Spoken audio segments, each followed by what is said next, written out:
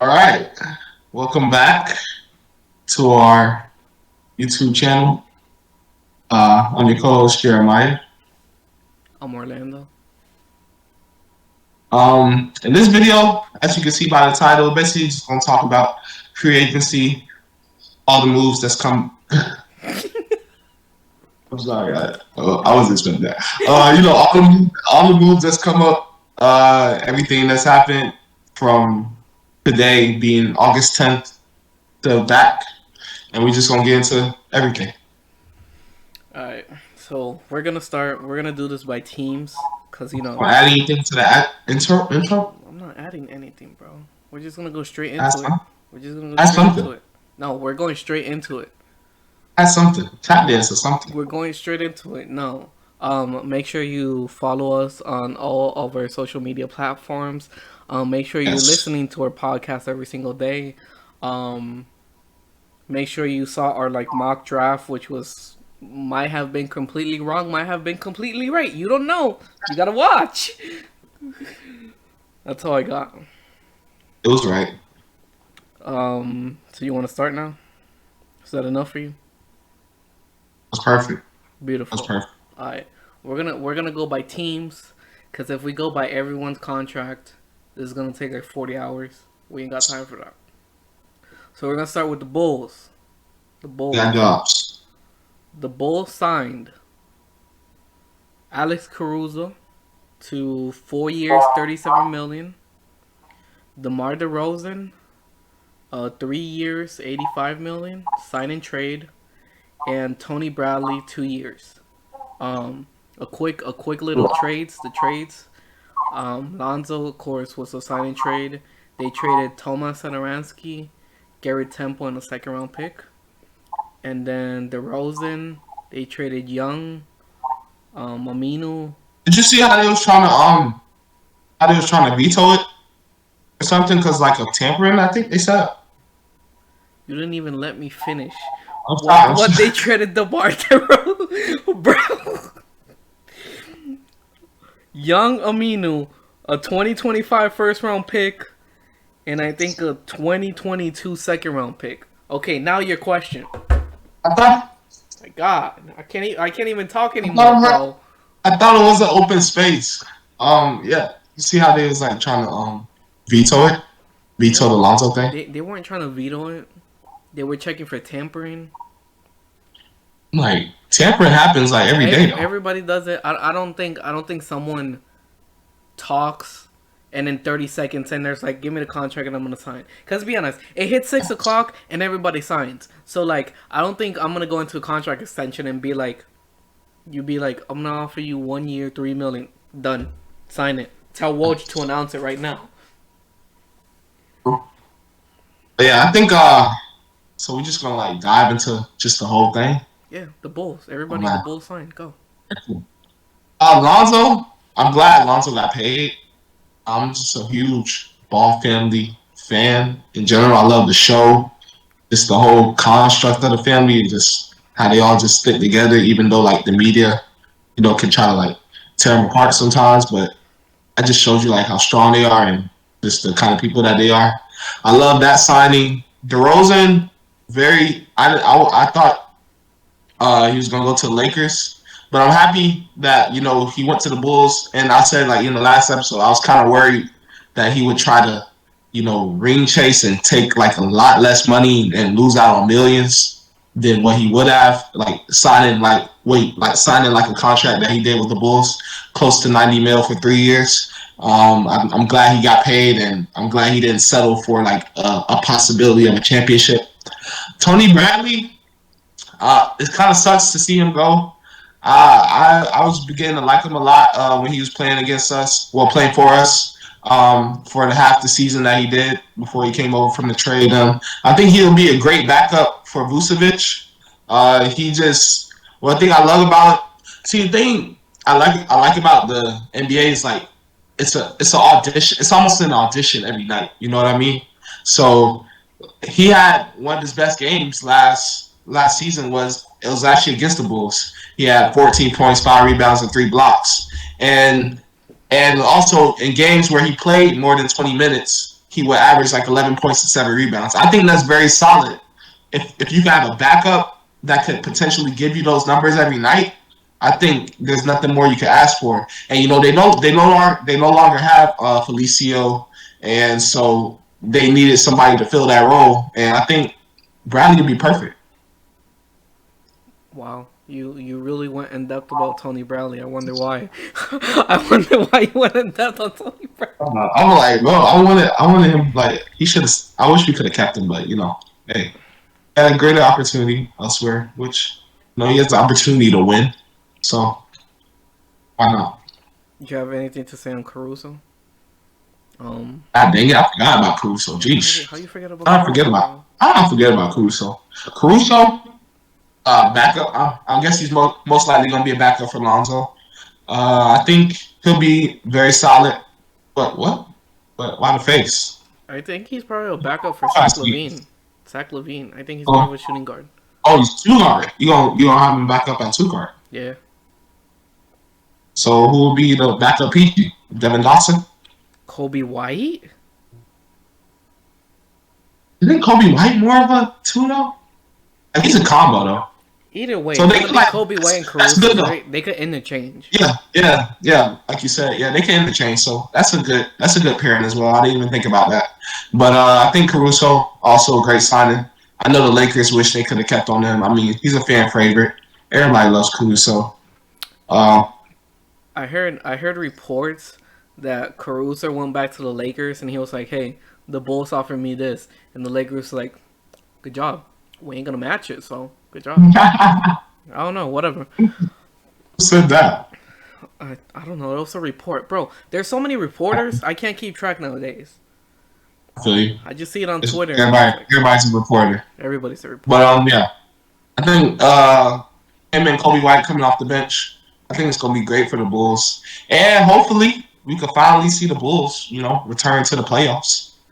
I think it's inevitable with the team that they have in the roster construct that they have right now. I think it's more than inevitable for them to return to the playoffs.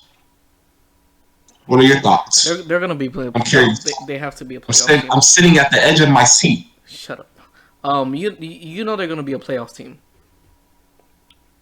Lonzo, okay. I just want to say, I've been saying on the podcast for the longest, Lonzo's going to the Bulls, and Lonzo went to the Bulls. So you did say that. I'm the next Woj. ESPN, what's up with it? I got all the inside scoops.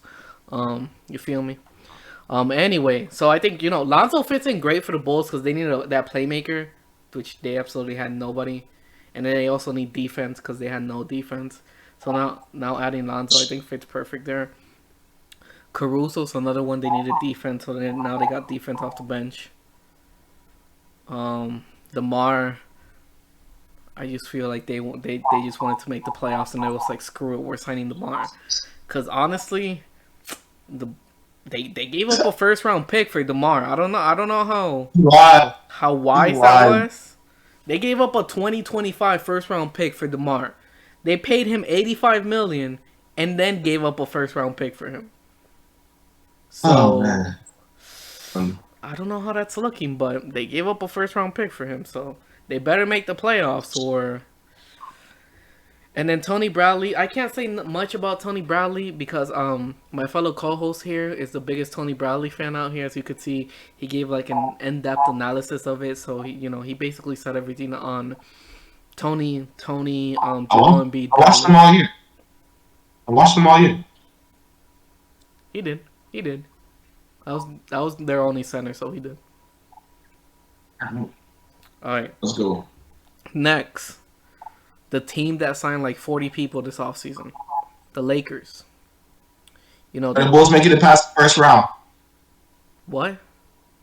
Are the Bulls making it past the first round? No. They chemistry? Because of chemistry or what? Yeah, chemistry. Okay. Good point. Next team, the Lakers. The team that, signed 40 people to a minimum deal. Oh, man. So everybody who I have here on my list: Trevor Ariza, 1 year minimum. Dwight Howard, 1 year minimum. Malik Monk. I don't even know if his contract details were out, but I'm guessing it's a 1 year minimum. I think he was the minimum too. Well, there you go. Carmelo Anthony, 1 year minimum. Kent Bazemore, 1 year minimum. Wayne Ellington, guess what? 1 year minimum. Kendrick Nunn was not a 1 year minimum. He was actually 2 years. I think it was like 5 million a year or 5 million. I think it was 5 million a year. The biggest contract, Taylor Horton Tucker, at just I think he's 20 years old, got a 3-year, $32 million deal. So built around Taylor Horton Tucker. That's it. I thought I had 40 more names, but no, that was it. Taylor Horton about to make $10 million a year. Something like damn that. Near, almost 11. But I think Lakers. I think it's clear they're on the road to a championship. I thought it was funny how Dwight, he was like, I took a vacation. I went to go take a vacation in Philly. And I thought it was kind of weird for them to let Dwight walk just to sign him again next year. But, I mean, hey, everything happens for a reason, I guess. If it's meant to be, it's going to be meant to be. So it's meant for Dwight to be on the Lakers. So, and he's still I think he's still a quality big. Even at the age of 35, he can still give you, a solid, I'll say maybe 7 and 7. Come off the bench, he can still crash the boards for a big his age, and he can still give you some valuable minutes coming off the bench. Now, starting, I don't know if I would start him, but coming off the bench, if you just need a guy to, crash the boards, protect the paint, he keeps himself in great shape, so you don't have to worry about that too much about Dwight. But I think he'll be great. He knows the system already, won a championship with him, so he's not going to have too much problems, getting readjusted. But Melo, double-digit scorer.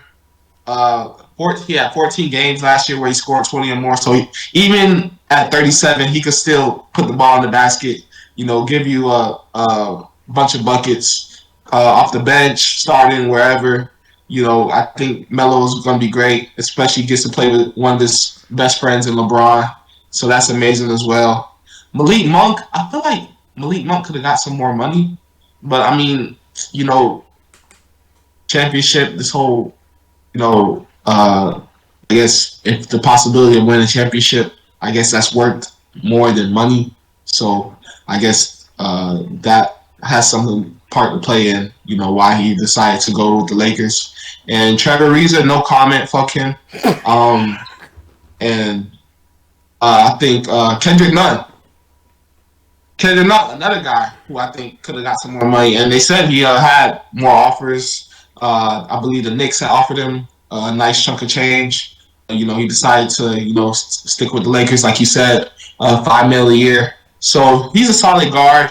I think he'll be good for him to be. I think it'll be great for him to just be around so many solid veterans that have succeeded, like in their primes and they're past their primes, but like have succeeded.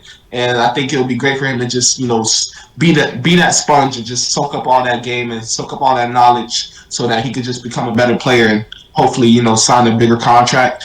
Kendrick Bazemore. I think Kendrick Bazemore, the Warriors had offered him more money, but I guess, he wanted to win a championship, so I guess he thought a better championship chance would be with the Lakers. So I'm not mad at him for that. And Horton Tucker, the Lakers seem to be really high. What do you think of Horton Tucker? What are your thoughts on him? Trade LeBron, trade AD. Just built around Taylor Horton Tucker. He's obviously the next coming of Michael Jordan, according to the Lakers. So just start building around him. Honestly, I love that insight.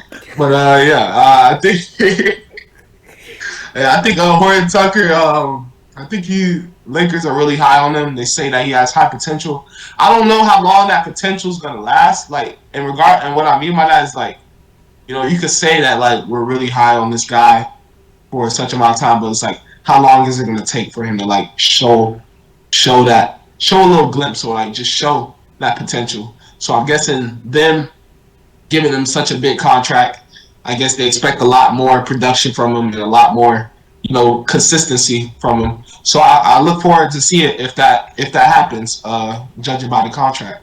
But I think the Lakers, they're clearly on a championship run. Melo said it. He said, he sleeps at night. He can't even sleep at night. He wakes up at night with cold sweats, because he doesn't have a championship. And it's stopping him, from just, not even Lala can, fulfill a championship. You know what I mean? He needs more than Lala. You know what I mean? So I think Melo, Dwight. Aren't they divorced? Are they? I think they're divorced now. Really? Yeah. Yeah, I think great signings though overall. Okay. I just want to start off by saying, Trevor Ariza. I don't know why you hate Trevor Ariza so much. This man was one of the great Lakers. He won a championship with them. So now he's coming back. It's that homecoming for Trevor Ariza, trying to win another ring. Fellow former. You gonna say something? How would you feel if Hedo Turkoglu decided that he didn't want to play a game, that he didn't want to play this season because he didn't want to? He was healthy. The man was healthy. Let me stop you right there, right? Turkoglu was an Orlando Magic great, okay? Trevor Ariza never played for OKC. You can't compare the two, okay? I'm just saying. Now, the value. I'm just saying. All right, go ahead. If we got Trevor Ariza, right? Let's say same situation, but instead of the Magic, right? And he didn't play one single game, right? I'd be okay with it. You know why? Okay. Wow. I don't need his old ass taking playing minutes from the young guys, bro. Simple. Simple. You can be teaching those young guys though, man. You can be teaching them, man. Okay, I'll give you that one. I'll give you just to have that. He wasn't even on the bench though. It's the crazy part. He was at home chilling, waiting to be traded. At least Al Horford, he was on the bench though. You know what I mean? Okay. Like Muscala, well no, Muscala was injured, but like George Hill, he was on the bench. He couldn't play. He was on the bench. At least be on the bench. That's all I'm saying. Same thing with Iggy and the Grizzlies. That's true. Okay. So, back to what I was saying. Former Lakers, coming back to chase that ring once more. Wayne Ellington, he played for the Lakers when they were the worst team in the whole entire league. Wayne Ellington was there, So, nice homecoming from worst team to a good team, Remember that. Well, Dwight Howard, the Lakers were stupid by letting him go last season. I don't understand why. Like, you needed him for his defense, but whatever. You saw how that happened, so they knew they had to bring him back. Who else we have here? Kent Bazemore, I think he used to play for the Lakers as well. No. Carmelo's getting a ring, potentially. He just came for the ring. And to play with LeBron, I guess. Malik Monk, a minimum. I feel like maybe he could have gotten bigger offers, but I don't think the offers were as big. I feel it was probably like the mid-level exception, which I think is probably like $6 million. He was like, I'd rather take my chances with a minimum and potential championship. And so if he does win a championship, does that increase his value though? You think? Yeah, he might be productive with the Lakers. He wasn't productive with the Hornets that much. He's coming off the bench. I think the Hornets ended up giving up on him, honestly. Yeah. He's very streaky too. He was. Kendrick Nunn. I guess he liked what he saw from the Lakers when they got beat in the finals, I'm guessing, and then he was like, let me go over there. Okay. Taylor Horton Tucker, you already understood what I said. Built around this man, he's the second coming of Michael Jordan. According to the Lakers, he's the second coming of Michael Jordan. or maybe the second coming of LeBron, whoever your GOAT is. It's Taylor Horton Tucker. Yeah, he got a lot of money for barely playing because he barely played last season, so he got a decent chunk of money. I want to see the second coming of a GOAT, since that's what the Lakers want. Huh? The next team, the Mavericks. How far are the Lakers going? Finals. It's finals or bust. If they don't make it to the finals, like I said, trade everybody and build around Taylor Horton Tucker. Next team. Actually, you answer that question. How far are they getting? I think barring injuries, conference finals, easy. Okay. Who else? Hey. What happened? Who else? You said conference finals, so what other team you think stands on the same level as the Lakers? In the West. I mean, besides OKC, I would say,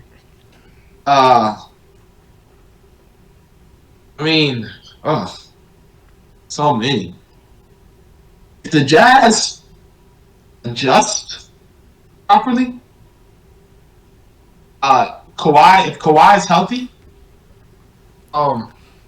it's a lot of teams. I can't just say one. It's a few teams I can give. Okay. You know what I mean? Okay, I'll give it to you. Because I think the Jazz are going to learn from what happened last year with the lack of adjustments. You know what I mean? And I think also the Clippers, if Kawhi's healthy, he's a game changer for them. Like, he averaged, 30 in the playoffs before he got injured. So he'll come back and be that same guy, hopefully. But I think it's a few. OKC as well. You know what I mean? I think we'll be okay. That's my signal. Move on to the next team. Thank you. Next team. Got it. We have Tim Hardaway.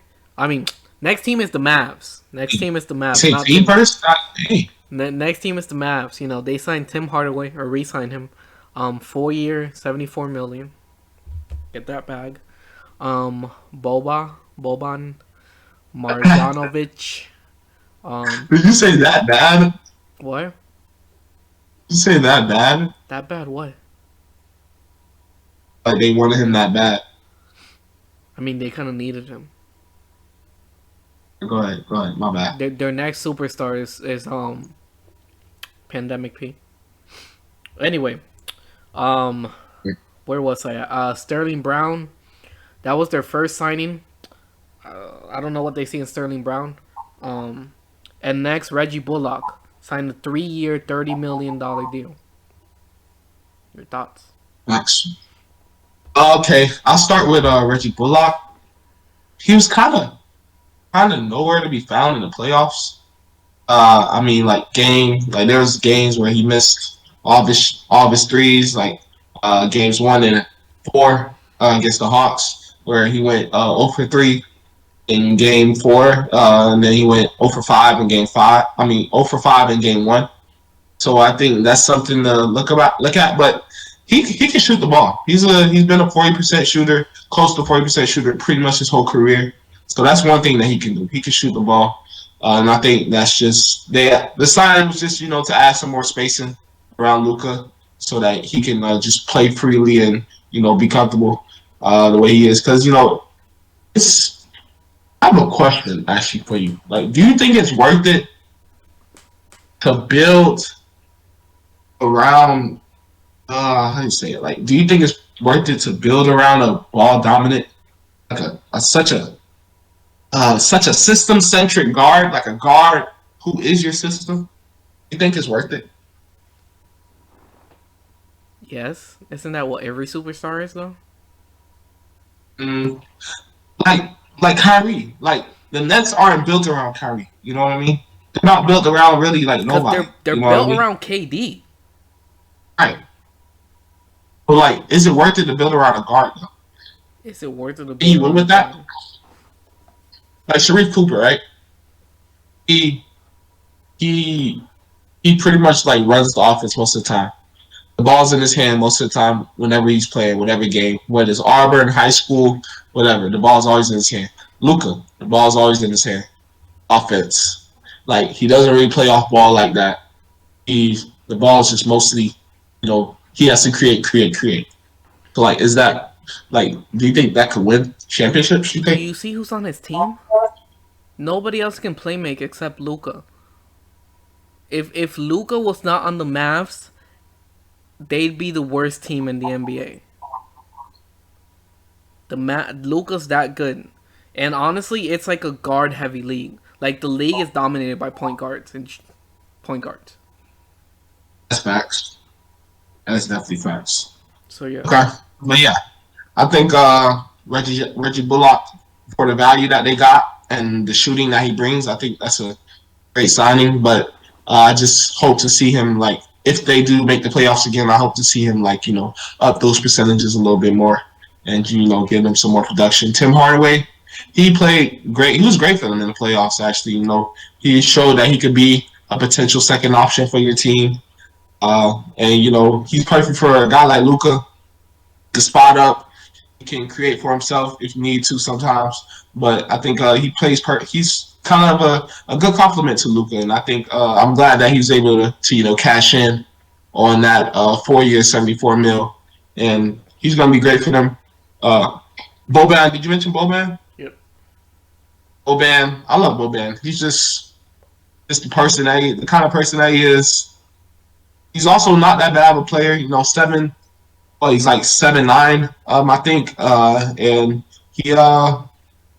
he's great for the Magic. The Mavericks love him on the face, bro. I think he's 7'9".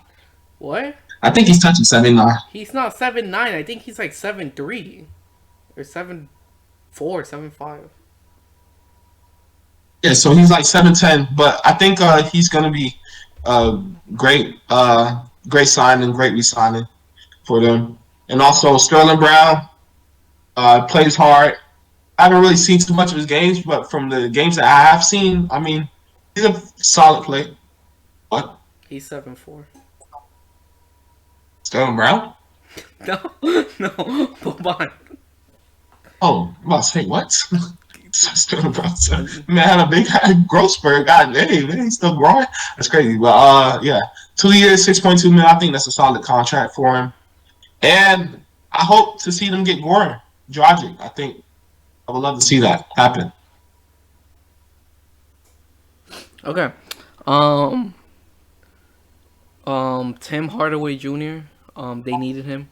They had to re-sign him.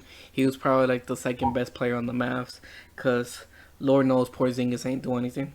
Boban, it's always good to have a big 7'4" center out there who could just just lift his arm and then he gets a bucket or a rebound because he's that tall. Sterling Brown, I have no comment on why they signed Sterling Brown. It was like their first signing, and I still wonder why that happened. And then Reggie Bullock, this man just gets up and walks away mid-video. Anyway, Reggie Bullock, he got kind of like the same contract that the Knicks were giving out to everybody, a 3-year, $30 million. He fits good with the Mavs just because they needed that 3-point shooting so Luka could kick out to people who could actually shoot. So that's great. That's a good signing by them. That's all I have to say about the Mavs.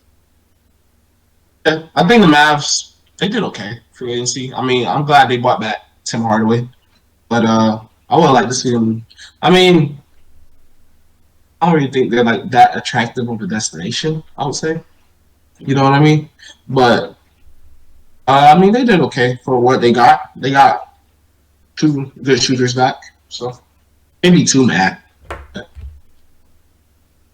Yeah. All right, next team. On to the next team. The Miami Heat.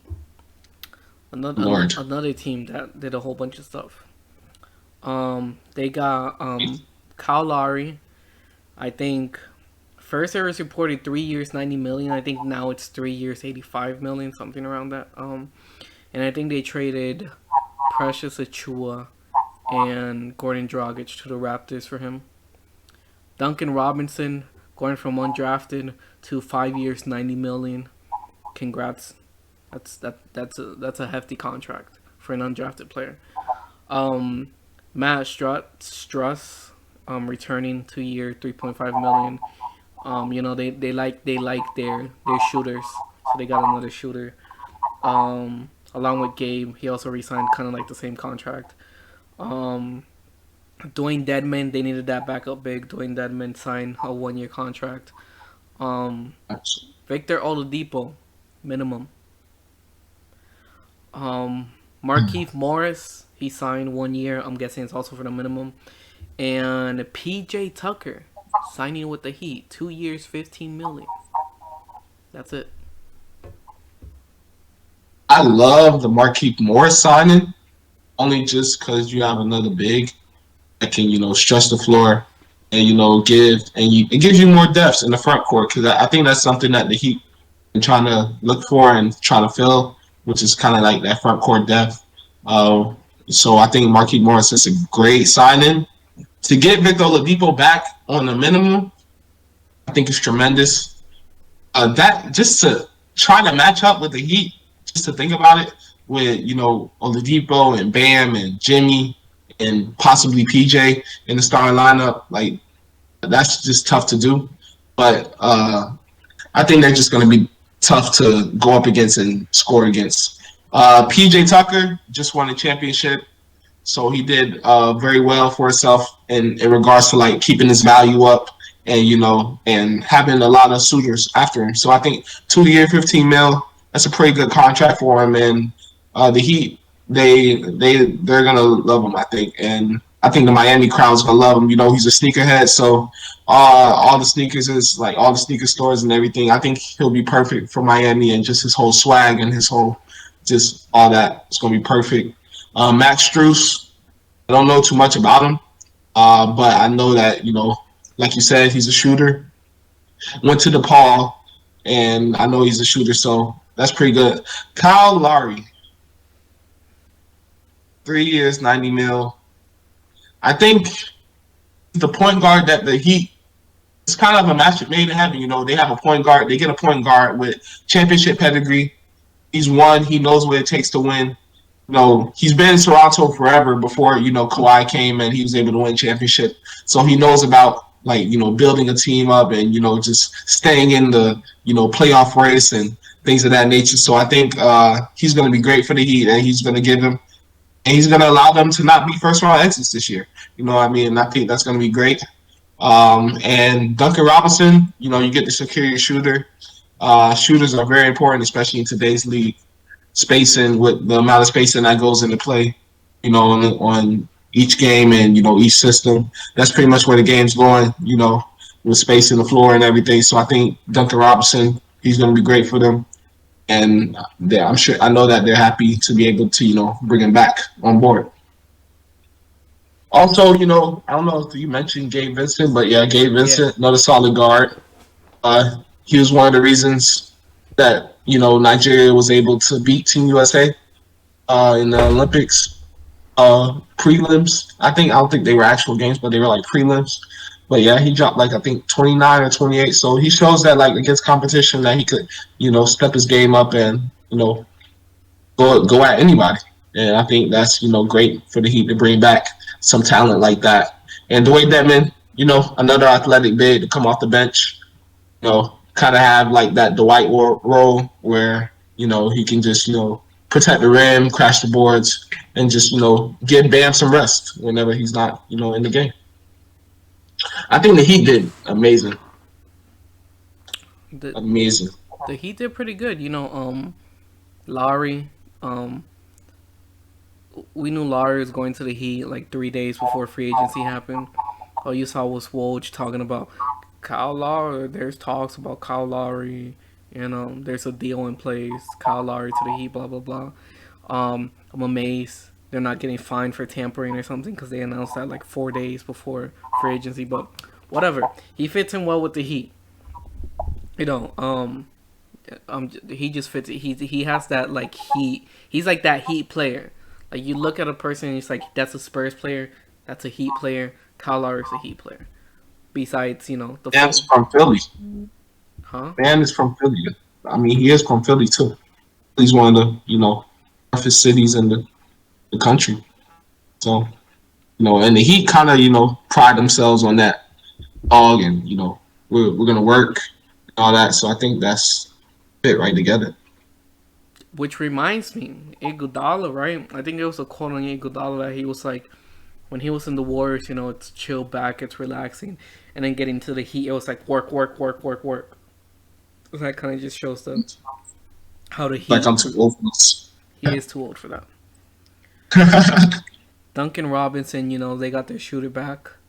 Again, undrafted to 90 million, so that's a crazy. It's a documentary right there. It's a documentary. And it was funny, if you saw the way Woj tweeted, right? When he tweeted that, he was like, Duncan Robinson, the co-host of the Blank Blank podcast. And I'm like, damn, this man even got Woj to plug his podcast while he was getting paid.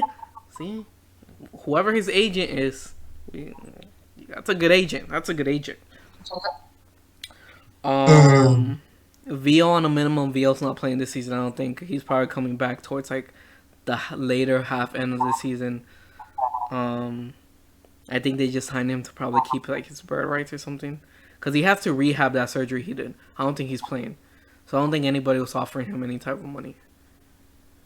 Oladipo can't catch a break. I swear. After players leave the Magic, everything goes downhill sometimes. Here we go. PJ Tucker. I really thought PJ Tucker was gonna stay with the Bucks.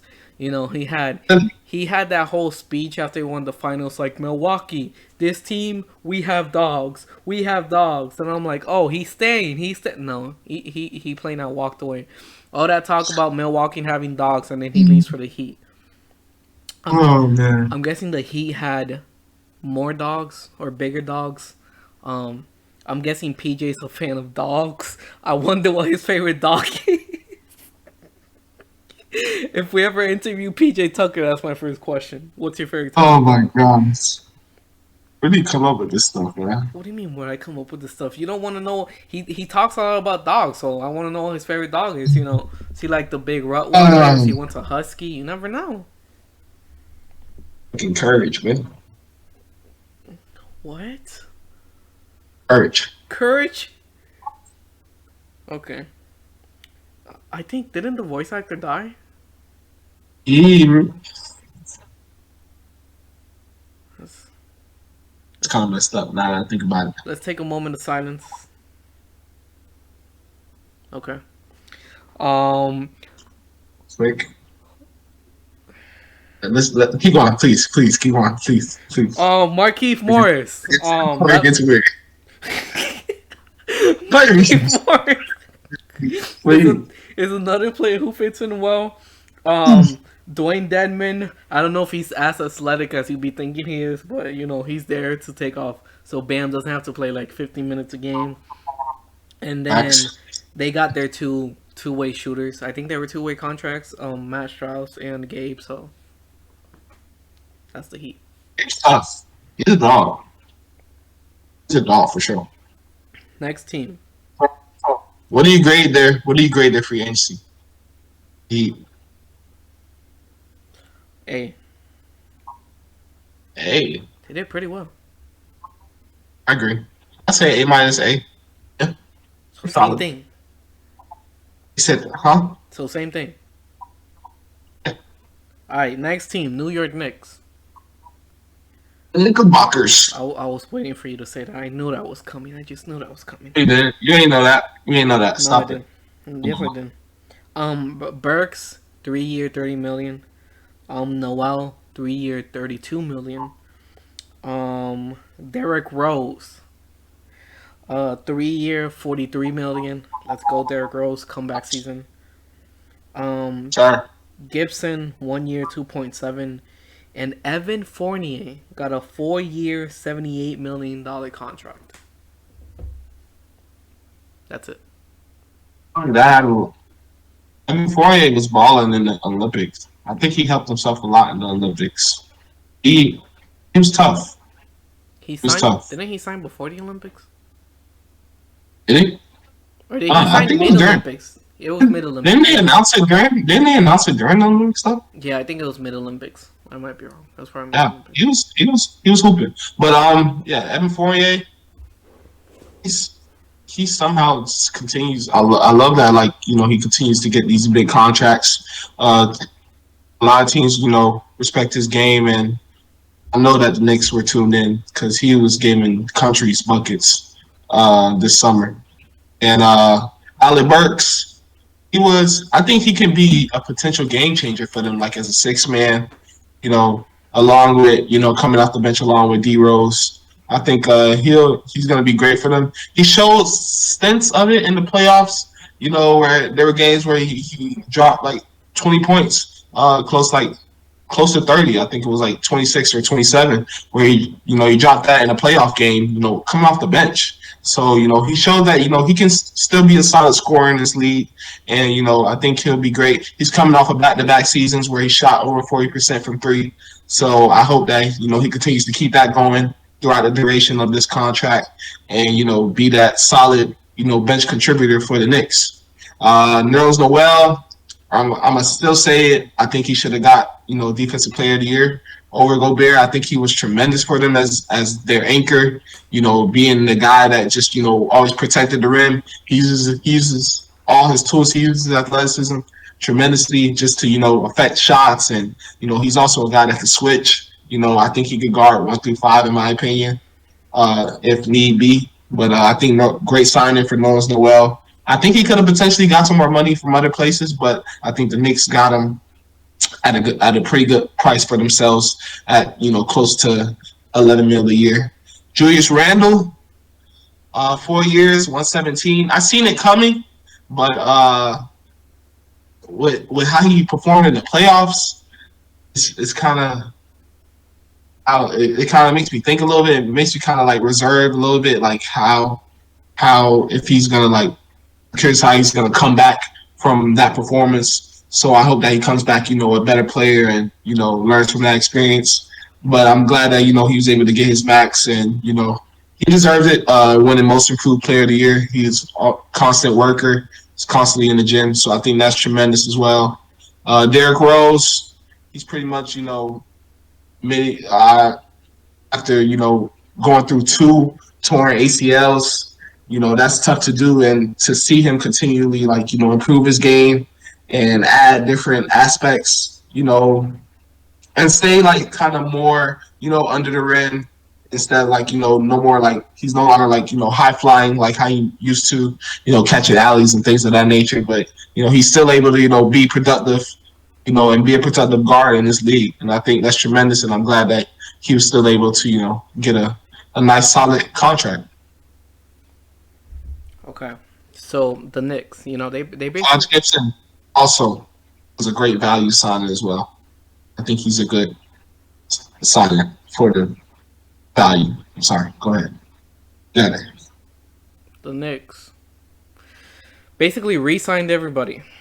Burks and Noel basically got the same contract, basically like $10 million a year. That's honestly great value for their productivity on the floor. They were very important to that team. So getting them for that contract, I thought it's amazing value. Also very tradable. If they ever want to put like a big package and try to get like a superstar, those would be 2 great players to put in that package. Gibson re-signed, whatever. Derrick Rose, the guy who carried this Knicks team during these playoffs. Because when everybody on that Knicks team disappeared, Derrick Rose, who had 2 broken legs, carried this Knicks team on his back to a victory. Derrick Rose deserves this money. He might even deserve more money. Because if it wasn't for Derrick Rose, the Knicks wouldn't be where... What did they take? 1 game? 2 games? However many games they took. I think it was actually 1, if I'm not mistaken. Only took 1. Thank you, Derrick Rose, because it was all Derrick Rose, nobody else. That was game 2. Evan Fournier. They basically replaced Bullock with Evan Fournier. I'm guessing that's a great upgrade technically, because Evan Yeah. Fournier, he could shoot. If he decides to, he could play defense. And like you said, hopefully they get Olympics Evan Fournier, and then he'll turn into like a mega superstar. If they get regular NBA Evan Fournier, he's still a good player, but he's not Olympics Evan Fournier. So there's a big difference between them. But Evan Fournier is a great player, and I think he fits in well. I even think the last year of that contract is like non-guarantee. So if they want to cut him out, I don't think they have to pay like that last year. Or maybe they only have to pay like $2 million, something like that. Either way, I think it was a great contract because they had cap space, so might as well use it on Evan Fournier. That's it. He always finds his way to like get these big contracts. You know what I mean? And he's not like considered like. Do you consider him a top? Let's see, a 2 guard. So like, do you consider him a top 10 2 guard? In your opinion? Sure. No. Sure, or close to it. I'm not about to sit here and try to memorize every single 2 guard, bro. That's a lot. That's a lot. Yeah, of course. That's a lot. But yeah, you consider him a top 10 2 guard. Close enough. He's good enough. It's crazy, like how he always gets these fat contracts, but he's not really like talked about a lot. But he still gets his bread at the same time. So I think that's pretty cool too. You remember how Kawhi had that quote where he was like, "Board man gets paid." We have to make a small little tweak to that quote. It's not board man gets paid, it's shooters get paid. Because every shooter in the league has gotten massive contracts. That's facts. Shooters Shooters get paid. Next team. It's crazy because that's where the game's going to now too. So it makes sense. Next team. There isn't nothing to talk about. The Cavs re-signed Jared Allen. 5 years, $100 million. That's literally all they did. They signed Jared Allen. I like that. I think him and Evan Mobley can pair together. Only because Evan Mobley can play on the perimeter. He has playmaking ability, so he's a guy that you can place him at the top of the key, and he can initiate your offense. Or run some. You can run some sets through him as well. So I think. I think the drafting of Evan Mobley really helped Jared Allen because then it made it like it gave the Cavs something to work with, and I think him, Allen, Mobley, and Okoro, and I'm assuming that they're gonna keep Sexton and Garland together.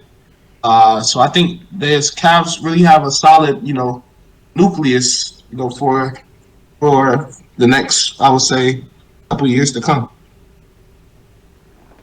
I'm not completely sold on the whole Jared Allen Evan Mobley front court.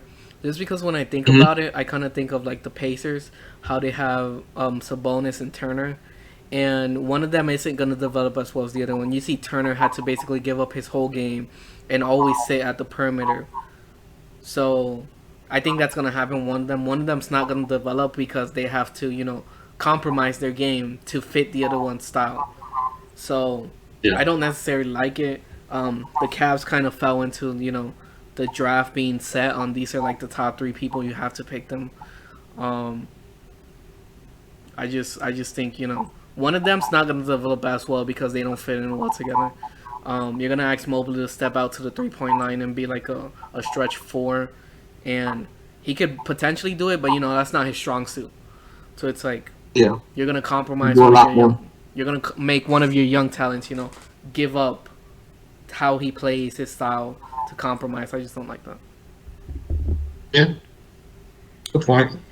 I think Mobley could do a lot more than too. Like what you said, I think you do a lot more than just sit at 3. I think he's a guy you could post up. With Jared Allen, I don't really see that much room for improvement. You know what I mean? I think what he is really what, unless he adds a couple post moves, maybe. You know what I mean? I don't see him becoming like a shooter. I don't see him becoming like a stretch 3. I mean, a stretch 5 or anything like that. He's an elite defender. I'll give him that. You know what I mean? But other than like offensively, I don't really see that much like room to grow, I would say. Next team. You think the Cavs gonna regret this contract? It's a pretty decent contract. It's very tradable. I think it's Yeah. 20 million a year. I think nowadays that's a decent contract. Yeah. Next team we have the Jazz. They resigned Conley, 3 years, 72.5 million. Rudy Gay, 2 years, I think 12 million, and then Hassan Whiteside. Your thoughts, opinions? All right. Conley, it's just like, I mean, he's barely available. It's like kind of like with Kawhi. It's like when you need him. Like last year, he played 51 games, and then the year before that, 47. So it's like I need him to. I need if you're gonna be my starting point guard, I need you to be available. Now, I know injuries happen. It's part of the game, all that stuff. But if it like continues to become a recurring thing, then it's like I don't know what do you do? But I think Conley, he's a very solid PG to play alongside Mitchell. But I think it's just all about him being healthy. If he's healthy, I think the Jazz can do some damage. But if not, I don't really see too much happening. But Whiteside, I think Whiteside, it's one of the funniest guys on Snapchat. I love his Snapchat. In regards to basketball,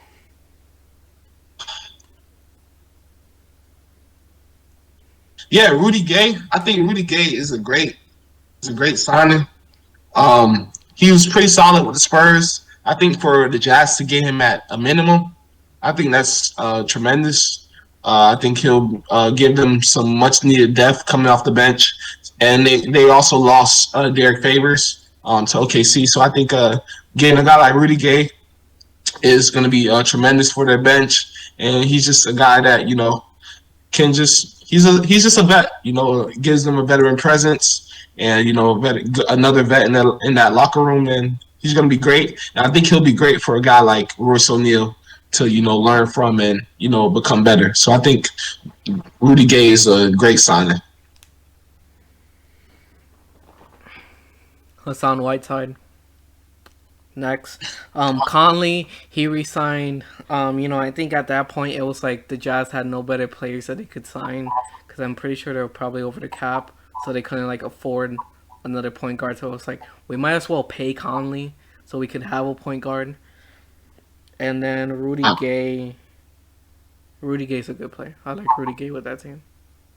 I really like that sign. I think Gay's going to be one of the better signings on the free agency. That was their best signing of free agency because the other signing was Hassan Whiteside. So. Anyway, next team. The Pistons. The Pistons, who got Cade Cunningham. Got Kelly Olynyk on a 3-year, $37 million contract. Corey Joseph, 2 years, $10 million. And Trey Lyles, 1 year, $5 million. Corey Joseph, he's a solid veteran guard. He's a guy that you can just plug in and he'll be able to run your offense. Not too flashy, not too. I don't really think that he has one specific trait that stands out to me, but he's a guy that he's just a veteran guard that you can trust to run your offense. Your starting point guard's injured, you could just plug in Corey Joseph and nothing happened. So I think Corey Joseph, he's always gonna find a team. Players like that are always gonna have jobs. Kelly Olynyk, I thought he was great with the Rockets. He averaged close to 19 points a game, 8 rebounds a game, shot 54% from the field, close to 40% from three. He shot 39% from three. So I thought he was great with the Rockets, and some of that, and I was hoping that some of that momentum will kind of lead into a big contract, which is what happened with the Pistons. So I'm glad that he was able to sign for a big contract, and I'm happy for Olynyk. In regards to Trey Lyles, he's a big that can stretch the floor and just give you some good front court depth, along with Sadiq Bey and Olynyk. So I think Trey Lyles is a pretty good signing, especially for such a young team like the Pistons. So I think Pistons did okay free agency. Now they lost Mason Plumlee, which sucks. I think he's one of the better passing bigs in the league. Orlando sometimes disagrees with that, but I think with what they got, I think Pistons are okay.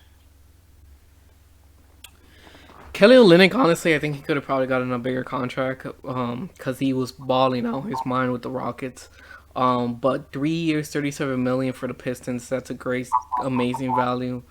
I think he's gonna fit in very well with that team. Who know? I don't know if they're gonna keep him or they're gonna do like the Mason Plumlee route where they have him for a year, he plays well, and then they trade him away. We'll see how that goes. Corey Joseph, I guess he's there to mentor Cade and Killian Hayes because those are their guards for the future. Corey Joseph doesn't fit that future for the Pistons. I have nothing to say about Trey Lyles. He's a backup big. I mean, went to Kentucky. Hey, that's all I got. Okay. Next team. Oh man, The Pacers. TJ signed 4 years, $35 million, and then Tory Craig 2 years, $10 million. TJ Warren. TJ McConnell. Gotta be specific, bro. Sorry. So many TJs. McConnell. Sorry, what happened? Go ahead. There's so many TJs in the league now. Right? McConnell, Warren. Are they really that many TJs? Wait, TJ. I know. I was joking. It was a joke. Continue. TJ. Look, TJ. TJ Dozier. No, that's PJ Dozier. All right, no. All right. TJ McConnell. Great backup. He can be a starter too. 4 years, 35 mil. Pretty decent contract for what he does. He does a lot. I would say that's not even like on the stat sheet. I would say he's a very good leader. I was able to catch a couple of his games in person, and he's very vocal. What I noticed, like he's very vocal, and guys really respond to him. For some reason, even Jimmy Butler in an interview I seen him do, he said like TJ is one of his. He talks to TJ all the time. He loves TJ O'Connell. You know what I mean? So I think that says a lot, especially with a guy like Jimmy Butler being, he's kind of how the league kind of like try to paint him as like a villain, or the media tried to paint him as kind of a villain. So for a guy like that to speak so highly of TJ, I think that's pretty cool. And he's a very good guard. He does pretty much everything: shoot, pass, rebound, defense. He does it all. So a guy like TJ, like I said with Corey Joseph, they're always gonna have jobs in the league. And I think great signing, and I think he was pretty. I think Pacers kind of made him a priority, and I'm glad that they brought him back. Now Tory Craig, versatile defender. He could pretty much, I would say, guard 1 through 4. I would say maybe 5s. I don't know. I wouldn't trust him with a guy like Embiid, but I would say 1 through 4 is pretty solid. Has a lot of length to him. He can just very versatile. He's just very versatile, kind of like a Jeremy Grant. I would say not offensively as gifted as Jeremy Grant, but defensively, versatile defender. I think he adds a lot of value to the Pacers. All right, Pacers. I think TJ McConnell is a good signing by them because their starting point guard gets injured as well, and McConnell took up a lot of that starting role for them. And he plays with a lot of heart and a lot of hustle, so I think he fits in well with the Pacers. And Tory Craig, that defense is going to be very valuable for the Pacers. So I think good defensive player for them to get, like you said, 1 through 4. Hopefully teach some of the other guys how to play even better defense. I think the Pacers. Ben Jackson. Here you go. Okay, next. No, go. Oh, I just said facts. You good? Oh, all right. Next team, the Suns. Re-sign Chris Paul. Woo! 4 years. Say that number. Say that number. 4 years. $120 million. Jesus. Now, in comparison to that, right? Cameron Payne signed for 3 years, $19 million. Those are the big signings. In addition to that, they finally got a backup big. Javel Mcgee signed 1 year, $5 million. They got Frank Kaminsky back. And Nader signed a 2-year deal. Okay, your thoughts? I think Cameron Payne got robbed. But see, thing is, I can't say he got robbed though, because he signed the contract. You know what I mean? I think he could have got more money elsewhere, especially the way he performed in the playoffs. Especially even the games when Chris Paul wasn't able to play. I think it was the first 2 games of the conference finals, if I'm not mistaken, where they went 2-0, and they won both games, and it was like they didn't miss a beat without Chris Paul. So I think 3 years, $19 million. I mean, I know he could have got more money elsewhere. I guess he just wanted to. I guess getting that feel of the finals and everything like that is you kind of want to see if you could do it again. You know what I mean? So I think that could play a part in it as well. So I think that contract was surprising to me. Chris Paul, still he's like 50, about to make $30 million a year. I would say, I mean, it has a lot to do with what he does. He does a lot outside the stat sheet, kind of like what I said with McConnell. Leadership, but he does a lot of little things. He can do a lot to disrupt the game. So I think that could play a part. And I think he still has some game in him. I wouldn't say he's kind of old CP3, but he still can give you some solid stats and some very solid production as well. Javel Mcgee. See, when I see them sign guys like Javel Mcgee, it makes me wonder why they drafted Jalen Smith with I believe it was the 10th pick. Whenever I see them sign a big man or something, it's like why did you draft Jalen Smith so high when you could have gotten somebody else? But that's neither here nor there. Javel Mcgee, solid big. He's gonna be great for them. Gives them a veteran presence coming off the bench. A big they could trust, a big that can, that Ayton could, go to, for help or anything like that. Abdel Nader, it's Abdel Nader. He's always on the bench in the league. He finds his way on some bench. It's Abdel Nader. Cameron Payne needs to fire. This man again gets up and just leaves. You see what I deal with? We out here trying to make a nice professional YouTube video, and he just gets up mid video. No comment. Cameron Payne needs to. There he is. Welcome back to the show, sir. Water. I like it. Stay hydrated. Sorry, commercial interruptions. Drink water. Stay hydrated. Cameron Payne needs to fire his agent. 3 years, $19 million for how he played. Sir, fire your agent. You need a new agent because you could have gotten way more money. I don't know if maybe it was because Cameron Payne he thought Phoenix was his home, so then he decided to give him a discount, but he got robbed. He could have gotten way more money. He could have gotten way more money for that. Can't mix business with pleasure. Okay. You just can't. CP3 got the bag. CP3 got the bag. 30 million. This man's about to be 30 million a year. He's gonna be 75 years old and still making $30 million a year. That's crazy. It's crazy. Yeah, now we know why he's the president of the Players Association, just for this very fact, so he could still be getting paid when he's 102 years old. The contract is massive, but I think the Suns they couldn't get anybody else. They kind of had to bring Chris Paul back for that leadership and everything. Javel McGee, finally they have a big, so when Ayton sits down, they don't get completely dominated. Because every time Ayton sat down, Giannis would completely destroy them. So at least now they have a decent backup big. Those are the only signings that matter, honestly.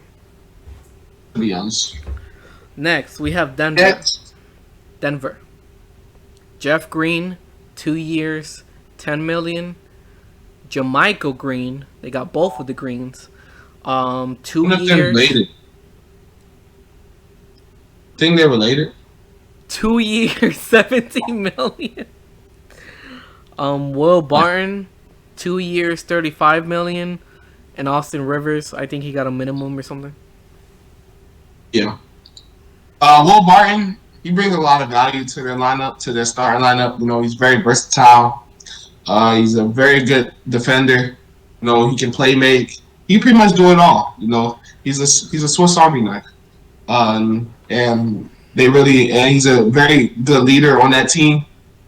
So I see why they, you know, gave him a 2 year, $35 million. Michael Green, stretch four, can, you know, space the floor out, you know, along with Jokic and guys like that. Jeff Green, he's a very, very solid player. He shot a career high from 3 last season, 41.2%. And, you know, 2 year, $10 million is a very good value signing for the Nuggets. And I think that he's going to be great for them. And he's really great for any team that he plays for. Austin Rivers, 1 year minimum. You know, Duke game winner over North Carolina. Really, that's all I know. All right, so Austin Rivers, backup point guard, I guess, whatever. Will Barton, I think Will Barton's important to that team because they really need that kind of like that wing kind of defender, and I think that's what Will Barton is. I think a lot of Denver struggles was because Will Barton wasn't healthy and they needed his defense massively, so it was good that they got to re-sign him. They got the Green brothers, according to Jeremiah here, because he thinks they're brothers. You know, they both play the same position. I'm guessing Aaron Gordon is still starting, so they're probably gonna be like probably Jeff Green will be the backup and Jermichael Green will probably be third string. Who knows? I'm just mainly surprised that Jeff Green didn't re-sign with the Nets. I thought he would re-sign with the Nets. You know, KD. He played with KD in the Supersonics. Did they get drafted together or like close enough? Or like a year after something? I don't know if they got drafted together, but like they definitely played together though. Yeah, well, they played in the Supersonics, and the Supersonics were old. So I'm amazed he didn't re-sign with the Nets, and he went to Denver. Don't know why. Probably more money. The money, yeah. Yeah. Money talks. Money talks. I don't know about Cameron Payne, but yeah, money talks though. Sure. His agent can't talk to money. He's like, give me my cut and go back your day. What? He was like, just give me my cut and go about your day. Man needs to be fired. Anyway, Sacramento Kings. Mo Harkless, 2 years, $9 million. Alex Len, 2 years, I have no idea how much. Rashawn Holmes, 4 year, $55 million.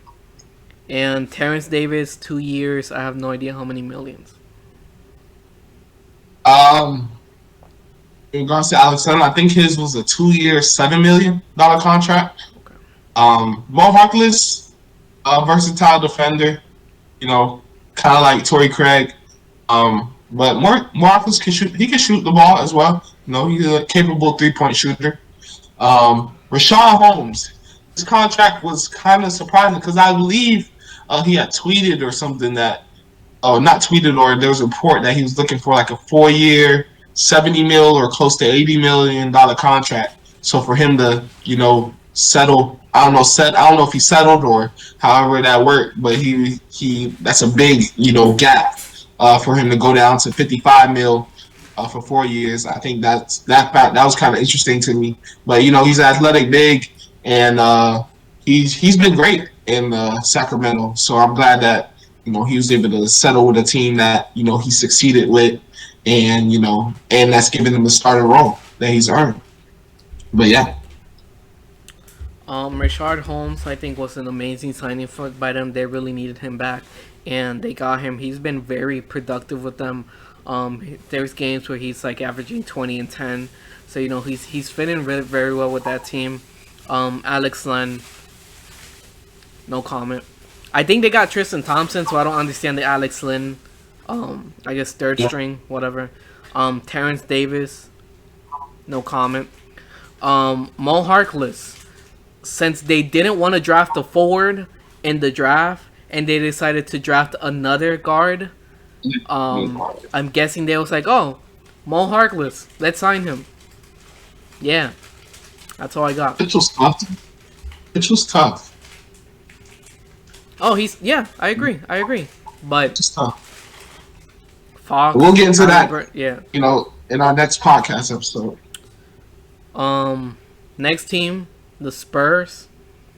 They sign Doug McBuckets to a Dougie McBuckets. 3-year, $42 million.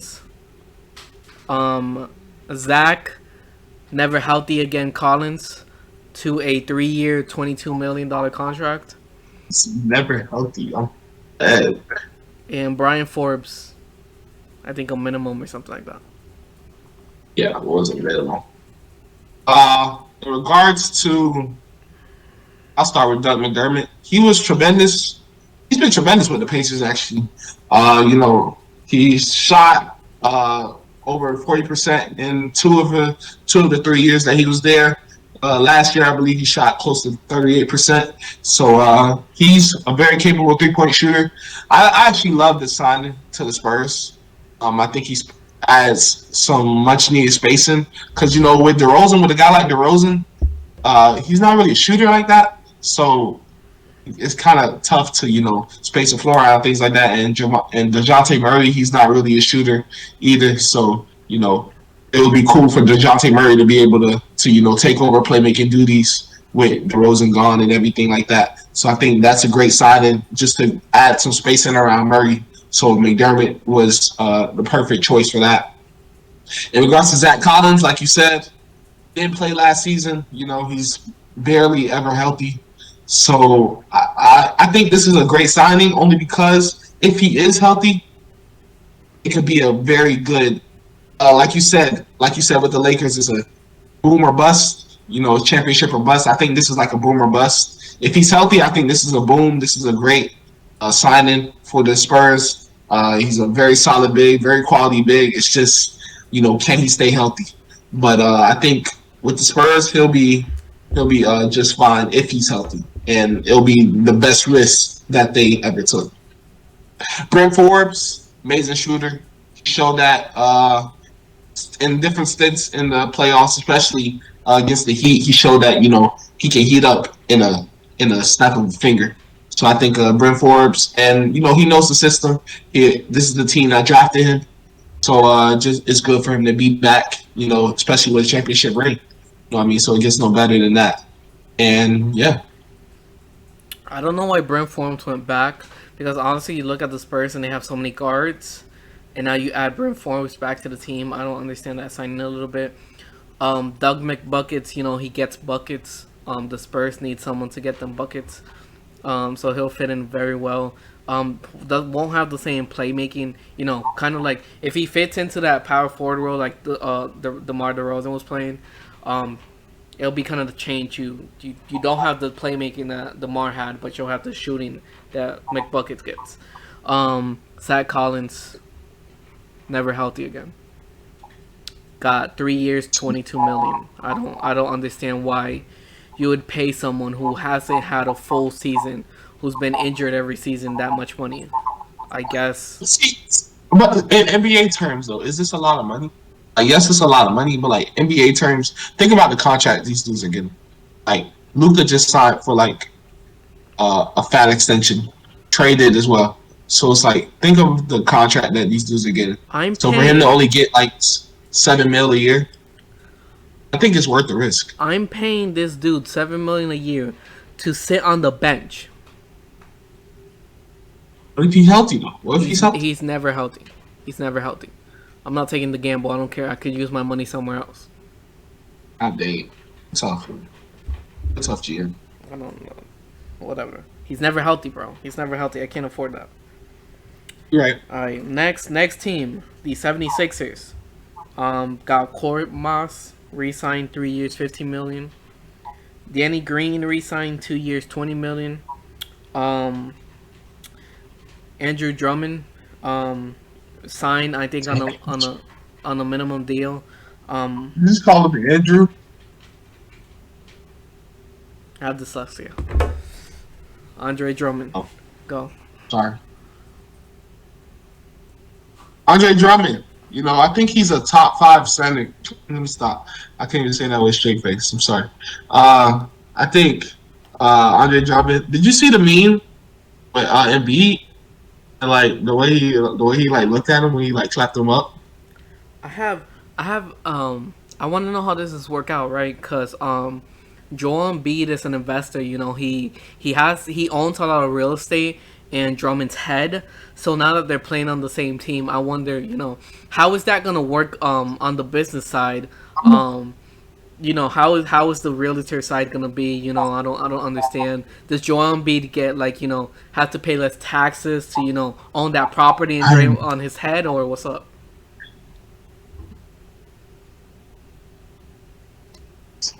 No, I think, you know, those practices are going to be interesting. I think, you know, to have a guy who's pretty much dogged you every time he's went up against you, and then you have to play behind him. You have to go up against him in practice every day. So it's no longer like 2 times a year. This is like 365 days, you know. Well, not 365 days, but you know what I mean. Like almost every day of the year. So it's like, that's going to be tough for him. But Korkmaz, great shooter. Danny Green, great shooter. So I think Sixers brought back some very good shooting. Nie, he's a quality big, you know. I guess they bought him as insurance for Drummond. You know what I mean? Just in case Drummond, you know, sucks. They have Nie to depend on. So, yeah, some decent signings. But the Drummond, that was interesting. Danny Green, they kind of had to re-sign Danny Green. Who else was going to play that forward spot? You know, that 3 and D, so they kind of had to re-sign him. Cork Moss, another shooter to add to that bench because they need shooting that team. Like I already mentioned, I'm interested to see how the property taxes work out with Drummond's mental state. So that's all I have to say on him. I'm more interested on, you know, the properties compared to how he's gonna fit in on the team. Next team, OKC. Mike Muscala. This Sorry. one didn't even let me see how excited he is. I'm sorry. I got a little sorry. I know you can't contain that excitement, so go ahead. I couldn't. I really couldn't. He's back. I was actually worried. He was like the only person I was worried about this whole free agency. I was just like, yo, we can't let him go. He has to stay. You know, he's our Nick Collison. You know what I mean? But he actually plays, though. It's crazy. So, I think... Nick Collison played. Nick Collison played? Yeah. He played those two garbage time minutes all the time. Okay. Muscala produces, okay? How about that? All right, how about I say that? Muscala produces. So I was hoping that we just didn't let him go away for nothing because we didn't trade him or nothing. So 2 years, $7 million, great deal. Very happy that he's back. Stretches the floor, gives us spacing, all that good stuff. I'm just happy he's back. You can see it on my face. I'm just happy. OKC got a center. Congrats. You finally have a center. That's all I have to say. That's it. That's all you gotta say. That's all I have to say. That's all you got to say. That's it. That's all I need, man. Next team. Can I move on to the next team, or do you want to continue talking about OKC? Got it. Go ahead, bro. Okay, okay. Next team is the Raptors. They re-signed Gary Trent Jr. 3 years, $54 million, and then Kem Burch 3 years, $20 million. That you love so bad. Gary Trent Jr. I think the great. I'm sorry. Gary Trent. He's going to be a building block for the Raptors, along with uh, guys like Scotty Barnes that they just drafted. He's going to be the two guard of the future, I believe. He's been okay for since joining the Raptors, but I think he'll only get better. You know what I mean? He's a 3-and-D guy. He plays both sides of the ball. Two-way player. Very good shooter. I would hope to see him add some to, or not even add. Maybe I'm sure it's in him. Maybe display some of his not playmaking, but like shot creating and off the dribble type of thing. So I would love to see more of that. But I think it's a great signing. They have a starting two guard. He gives them their starting two guard. He can space the floor and he can do whatever. And he plays both sides. So I love that. And Kem Burch, quality big. Don't know too much about him. Haven't seen too much of his game. But from what I've seen, he's been around the league a lot. You should know more since he's been in the Magic. He's played with the Magic, and y'all drafted him. So yeah, I would like to see you talk more about Kem Burch. I will go ahead and start with Kem Burch. Kem Burch has not been around the league, sir. He's only been with the Magic and then the Raptors. I think he played overseas, and then we saw him, and then he was like, this is a good player, and then we signed him. He was good for us. The only thing we have Mo Bamba and Wendell Carter Jr. So we were kind of upset he was getting minutes, and we weren't giving minutes to Mo Bamba. So we had to release him into the wild. So he could flourish on another team that will give him a starting job. And that's exactly what he did. He went to the Raptors, and he did great. This is another player who towards the end of the season, even though the Raptors had nobody at the end of the season, and it was just Kem Burch and a whole bunch of third stringers from the G League, he produced. I think he had games where he played probably like 20 points. So he's good. He brings out a heart, a lot of hustle, and I'm glad he got paid. I'm always glad to see former Magic players get paid. Just said they don't succeed after they leave y'all. What? You just said they don't succeed after they leave y'all. No. We wanted him to go and flourish elsewhere. Wanted him to flourish elsewhere. There's other players who, after they leave us, they don't play as well as when they were with our team. I could give you multiple examples. What is DJ Augustine doing right now? He retired. No. That's how bad he's playing that you think he retired. Thank you for making my statement true. Oh man. Gary Trent Jr. They traded Norman Powell for him, so they kind of had to re-sign him. There's no if, answer, buts. What are you gonna do if you don't re-sign him and you traded Norman Powell for it? So good signing. Young player, so he kind of fits in with their core and their timeline. Yeah. Next team. The Hawks. What about Sam Decker? The Hawks. Solomon Hill, 1-year deal. Georgie Dang, 1 year, $4 million. Lou Will re-signed 1 year, $5 million. John Collins got that extension. 5 years, $125 million. Lemon Pepper Lou. That's all I gotta say about that. John Collins, 5 year, $125 million.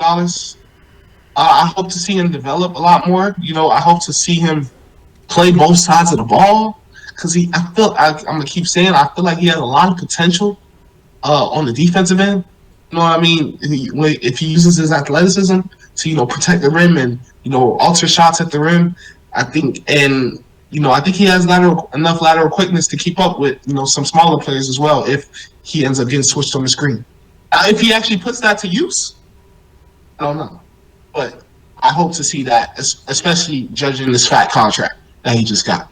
But other than that, I think It was bound to happen with the whole Max thing to pair him with Trae Young. They're just going to be pretty much the nucleus or the young nucleus of the future for that team. Gorgie Dang, solid signing. 1 year, $4 million. I think that's a very good value signing. He's a quality big to come off the bench. He's a guy, especially with Big O being injured. And he's probably gonna miss a lot of time next year. So who knows when he'll be back? So you have a guy like Gorgie Jang, who's proven that he can score in the league, and to have a guy like him coming off the bench, I think that's great, and a guy that Big O can learn from as well. So I think that's tremendous as well.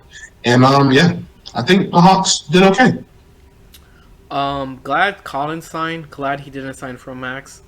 Because he was saying he was going to get the max. He's not getting the max if the man doesn't play defense. And like you said, I hope he learns and he starts playing defense. It's like learning, man. It's about effort, bro. That shit gets on my nerves, bro. You have all the tools in the world, and you just I don't know. I just don't get it. Oh, my bad. Go ahead. Lemon Pepper Lou. I want to go to Atlanta one day. Go to that strip club he went to and try those wings. They must be amazing, out of this world. Glad he didn't retire and he resigned. He's from Atlanta, so Yeah, run away.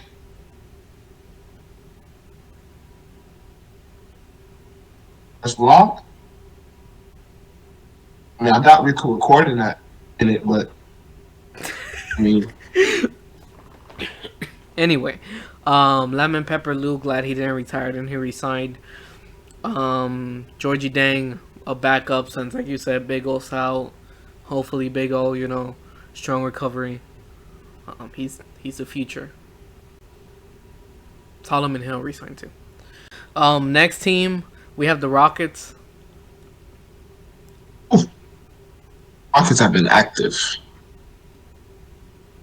The Rockets drafted Jalen Green. The Rockets, free agency wise, they got Daniel Tice, 4 years, $36 million. David Nwaba, 3 year, $15 million. Nwaba, great signing, plays hard, plays both sides of the ball. He's just gonna give you effort, and sometimes that's all you can ask for from a player. You know what I mean? Because there's a lot of players that get paid big bucks and they barely, give any effort on, whether it's hustling or defending when you can, or diving for loose balls. So he's a guy that's going to do all that, and he's going to do his role, whatever you need him to do, he's going to do it. So a guy like Nwaba, he's going to be great. Now you have Daniel Theis, a guy you can pair with Christian Wood. Theis can stretch the floor. He's capable of stretching the floor, but he doesn't have to with a guy like Christian Wood, who he plays a lot of outside in or inside out. He can do both things. So I think both of those players are gonna play well together. I would have liked to see Kelly Olynyk and Christian Wood, but Olynyk with Detroit and everything, so that wasn't gonna work out. But two solid signings from the Rockets. And I think the Tice signing was very interesting, but I think it can work. Nwaba, like you said, a good player that puts his heart, hustles there all the time. Could be a very good mentor for some of the players. They drafted a lot of young players. Daniel Theis, I'm amazed they didn't re-sign Kelly Olynyk. I thought Kelly Olynyk really fit in well with Wood, but I think Daniel Theis could fit that role. I don't know if he'll fit it the same style because they're similar but not the exact same. So, but I think Daniel Theis it's a good center to have next to Woods. I thought Daniel Theis would have probably signed with a contender and not someone like the Rockets who are kind of like rebuilding. But he got 4 years, $36 million, so it was probably the money. True. Next team, the Trailblazers. Cody Zeller, 1 year. Tony Snell, 1 year. Ben McLemore, I think it was 1 year. Tony Snell, I guess I have him twice on my list. I'm guessing he re-signed twice or something. I don't know why I have him twice. The most important signing, Norman Powell, 5 years, $90 million. Norman Powell. I think it's a great number for him. Great signing for him. He's a scorer. He's a proven scorer. Averaged 17 points a game for the Trailblazers last year. He shot close to 44% from the field. Shot 36% from three. So he's a capable shooter, capable scorer. Very, very solid player, and he's very great. He could be that solid third option, like I've been saying, for Dame and CJ. I don't know what they're gonna do with CJ after that last, after that last. After that last performance, I don't know what they're gonna do with CJ, but if they do keep him, he could be that. Powell could be that consistent third option that the Blazers can utilize. Along with Nurkic and guys like that. I think that could be a solid starting five. But yeah, I would really like the Powell signing. Snell, I think he's a top probably small forward in the league. I would say he's great. He's tremendous. Ben McLemore, very solid shooter, very capable shooter. Cody Zeller, proven big. Started with Charlotte pretty much his whole career. But he started, come off the bench toward the latter end. But he's a solid big. He can produce. He's capable of production. I think this is a good number for him. Just for you to get a value in regards to value, I think that's a very good value for the Blazers to get Cody Zeller at only $2.3 million. Cody Zeller, he went from the Hornets to the Trailblazers. Good for him. I guess he's their backup big now. Yeah. Cool. Tony Snell. Cool. Ben McLemore. He's a good shooter. I like him. That's a good target. Norman Powell got Duncan Robinson type of money. The same 5-year, $90 million contract. That was interesting. That was another player they basically had to re-sign him. So they traded for him. You think he should have got more? I thought he might have asked for more. I don't know if he should have gotten more, but I think he was asking for more. Or I figured he would ask for more. I don't know if he actually did. Yeah. But I feel like I think he's playing the 3 for them, and I feel like he'd be better suited as the 2. Trade CJ, get CJ out of there. Trade CJ for a wing, and then put Norman Powell at the 2. That'd be nice. Nice. Yeah, so they did just draft Greg Brown too, who played small forward at Texas. So, I mean, that could be a possibility as well if they develop him properly. Didn't they have Little? Yeah. And Little never developed that well. Is there Little? Yeah. I think he can be on his way. He has potential as well. So they have a lot of options with the draft picks. We'll see. Yeah. We'll see. Next team, we have the New Orleans Pelicans. They have Willie Hernangomez on a 3-year deal. They have Didi Luzada, 4-year deal. And their biggest signing was Devontae Graham on a 4-year, $47 million signing trade. And they actually sent Charlotte a 2022 lottery protected first round pick for him. Yeah. Okay, Mercy. I think Willie Hernangomez, he's very productive, I would say. Coming off the bench, a guy come off the bench, give you some good productivity. He's a very solid big that could give you a big, that could give like a big man. You're like Valanciunas, he could give him some rest. If you need just someone to just buy some time, I think Hernangomez is perfect for that kind of role. Didi Luzada, he's a rookie, so I'm looking forward to seeing how he's gonna play. I haven't really seen too much tape on him, but I'm curious to see how he's gonna be for the Pelicans. Now with Devontae Graham, he's kind of an interesting player for me because I'm curious to see how he's going to be able to run the team. I'm curious to see if he's going to be able to run the team. Because with Charlotte, he's always had Terry Rozier. Who's kind of been the point guard, and then he would be kind of the off guard or the two guard. You know what I mean? So I think I would be curious to see how how if he's going to be able to lead that team and bring together that whole roster, because point guard, that's pretty much, they're like the quarterback of the whole offense. You know what I mean? So he has to be able to do that. And mostly, I've seen his whole career is just like pick and roll, pick and roll. So I'm curious to see if he's going to be able to do more than that and like play make for others and set up Zion and players like that. So curious to see if he's going to be able to take that next step as a leader.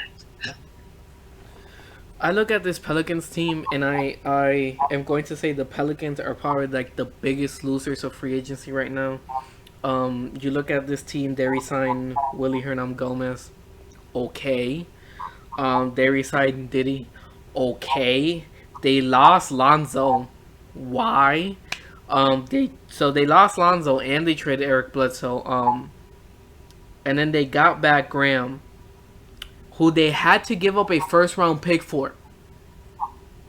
They didn't sign him. They signed and traded for him and gave up a first round pick for him. They are absolutely the biggest losers in this free agency because they did not get better.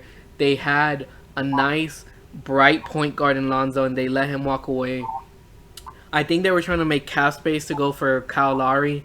He didn't sign there. So they're just obviously losers. Like, I don't know what this team's doing. They've been terrible. They've been terrible, and I don't know what the Pelicans are doing, bro. And they was reaching for the stars trying to get Lowry. No cap. Yeah. I don't Yeah. know what's going on with this team. They're just the biggest loser. Graham isn't putting them over the top to make them a playoff team. People are saying Zion's not happy. I wouldn't be happy either if I was on the Pelicans. Next team, the Brooklyn Nets. Blake Griffin, 1 year. Bruce Brown Jr. signed a qualifying offer of I think it's $4.7 million.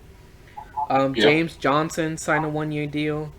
Patty Mills signed a 2 year, $12 million deal. And Bembry signed a 1 year deal. So, start with Blake Griffin. You can finally dunk now. You can finally, do everything that you could have been doing in Detroit. So, for the minimum, to get Blake for the minimum, I think that's pretty solid.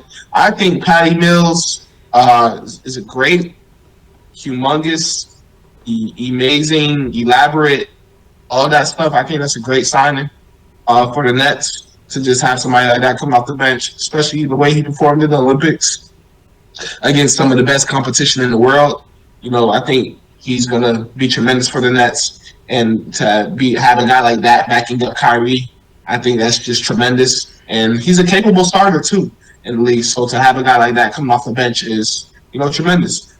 Bruce Brown, he pretty much just does the little things when it comes to, the Nets and everything. He does, defends, hustles, he just does the little things that allows you to win. Kind of like TJ McConnell. TJ McConnell. He kind of does just the little things that you don't see on the stat sheet. James Johnson. It's James Johnson. He's a scorer. He can get a bucket in the league. Not really, I would say, that much of a defender, but he can get you a bucket though. All right, so Blake Griffin re-signed. Blake Griffin re-signed. Yeah, there's nothing. Whatever. They don't have a center. I guess Blake Griffin's playing the center again, unless they put DeAndre Jordan back on the starting lineup. Good for them for getting Blake Griffin back on a contract. I wonder if he's gonna, which Blake Griffin are they getting this year? Bruce Brown. He's playing with KD and Kyrie and all them. You know which Blake Griffin they're gonna get. Talk it. Bruce Brown Jr. Now. Bruce Brown Jr. Sorry. Bruce Brown Jr. I think he fits in well with his team because he's kind of like that gritty defender that they need. Because Kyrie and Harden, they ain't defending anybody. KD's like their only defender, so Bruce Brown kind of has to be step up and be that defender. So I think it's great that they got him. They got him on the qualifying offer, so I'm interested to see if maybe he leaves next year because of that or something like that. Interesting. Yeah. James Johnson. I'm guessing he's gonna take up that Jeff Green type of role. Hopefully he's good. Patty Mills. That's probably like their best signing. They got Patty Mills, so Patty Mills is gonna come off the bench, completely light it up. Patty Mills is that person who sometimes he comes off the bench, he hits 5 threes, and you're just like, where did this guy come from? That's Patty Mills, and he's on the Nets now. What do you think is gonna happen with Mike James? Because they just signed him to a multi-year contract, I believe, too, last year. If I'm not mistaken. They re-signed. They got Patty Mills. So Mike James is the third string? They got Patty Mills. Okay. You're gonna throw Mike James there over Patty? Come on, bro. I mean, you signed the man to a contract, so I'm assuming that you. They didn't know they were gonna get Patty Mills. You're right. Come on now. I mean, maybe if someone gets injured, then he'll play. Yeah. Because I don't even think he'll be... The backup two will probably be Bruce Brown. Unless they put Bruce Brown at the small forward and then Mike James will play shooting guard. Yeah. I guess. That's possible. Next... Where am I? Okay, next. We have the Bucks. The defending champions. Defending champions. They got Semi Ojeleye, 1-year deal. Rodney Hood, 1-year deal. Bobby Portis, 2-year deal, $90 million. George Hill, I think he got a 1-year, $8 million, if I'm correct. That's all. Semi Ojeleye, the bodybuilder. I think he's gonna be great. Give them some solid bench production. He could stretch the floor out as well. Very gritty defender. I think he could bang with some of the biggest guys in the league. With the way he just lifts and dude could be a bodybuilder if he wanted to. Ronnie Hood, solid shooter, veteran player, pretty much. George Hill, not too much beef with him because he actually played a few games for us. But 2 years, $8 million, very solid signing. Gives him. He pretty much comes back. He's back. So I bet he wish he was there last year, to win that championship. But 2 years, $8 million, solid signing. Bobby Portis, I'm sure he could have got more money. I know he had more offers, but he chose to stay 2 year, $9 million. He's gives him that that dog, kind of gives that team a different kind of edge, a more gritty edge. He can also stretch the floor and protect the rim. So I think Bucks did okay in free agency. You know what I mean? They did a good job, I would say, in replacing what they lost. You know what I mean? Semi Ojeleye, no comment. Rodney Hood, I hope he could stay healthy. I think a healthy Rodney Hood is a really good player. Really good shooter, so I think he'd fit in well with the Bucks if he stays healthy. George Hill, he was on the Bucks, then he got traded. When did the whole traveling in OKC, then went to Philly.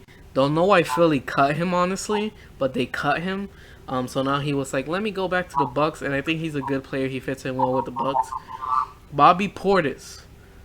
Bobby Portis had more offers, and I think he said he took less money because he felt like Milwaukee was his home.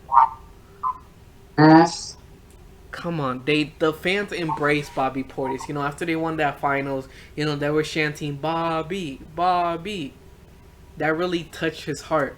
They'd be saying that if they didn't win. Hell no. They really embraced Bobby Portis. No. They really embraced Bobby Portis. They really embraced Bobby Portis like no other franchise has. So he wanted to give them a discount to stay on this team because he loves this team and he loves that city. Would they still chant his name if they lost? Probably. They probably would. Let's be honest now. They probably would.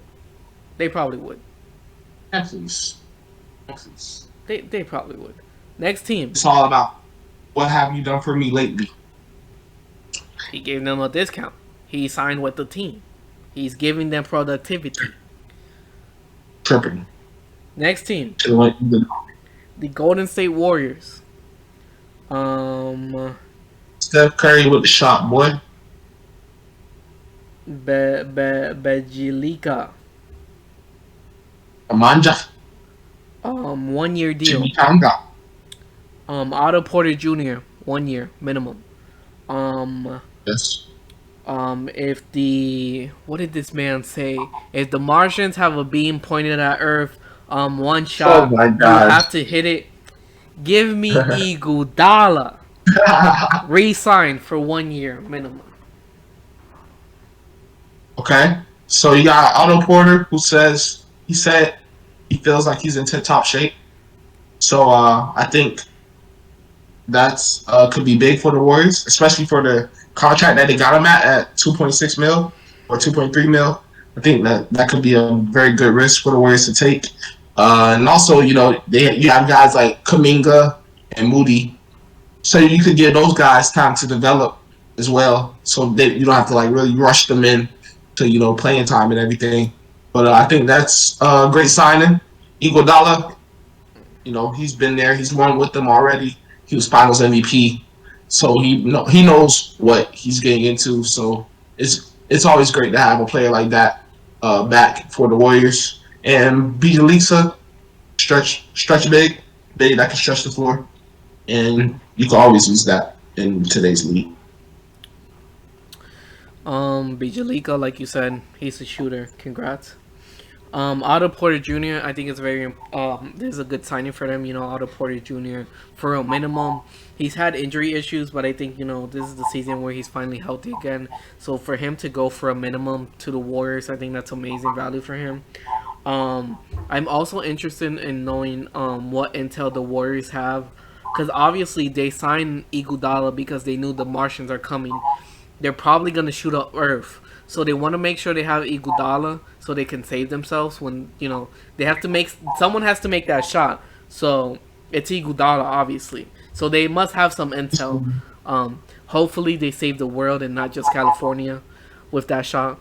But great signing for them. He knows the system. He got a Finals MVP, which Curry does not have. So good signing by them. You are crazy, bro. How am I crazy? Crazy, bro. I don't know where you come up with this stuff, man. It's on the spot, bro. It's on the spot. Oh my gosh. Next team. All right, who's next? Next team, we have future NBA champions Orlando Magic. You really say future? You really say future NBA champions? Yes. You believe that? Yes. I want to stay with all answer. I'm gonna let you have this one first. Actually, I want you to have this one. This is your team, your franchise. All right. You go ahead. We signed Robin Lopez for a 1 year, $5 million deal, and then Mo Wagner, 2 years. I don't have the money. I forgot to write down the money. I forgot how much money he made. Either way, we re-signed Robin Lopez as to be that third string big because we already have Mo Bamba and Wendell Carter Jr. We probably paid him more money to tell him like, look, all we really need you for is to come here and just be the dummy for Mo Bamba to practice. It's to me, or is it a lot more minimum contracts? There's not that much cap going around. We didn't even give him a minimum. We gave him 5 years. I mean, 5 Well, million. no, not them. I'm not even talking about like your players. I'm just talking about in general. The Like- cap, there wasn't that much cap space this year. Like, so money. You think money's starting to dry up a little bit? It did, cause everybody signed like massive deals, and then since COVID hit, I think the NBA they were projected to gain. Let's say the cap was supposed to increase by like 20 million and then COVID hit, and then the cap never increased, so it kind of stayed the same. So more people had to sign minimums. That's interesting. Cause I'm curious how that's gonna be for years to come. Like if certain players are getting like these big, like $50 million a year, $40 million a year. It's like, what about the rest? Like, what about the rest of the people? Like even with Nico Mannion, like he just went to Italy to play in Italy. So it's like,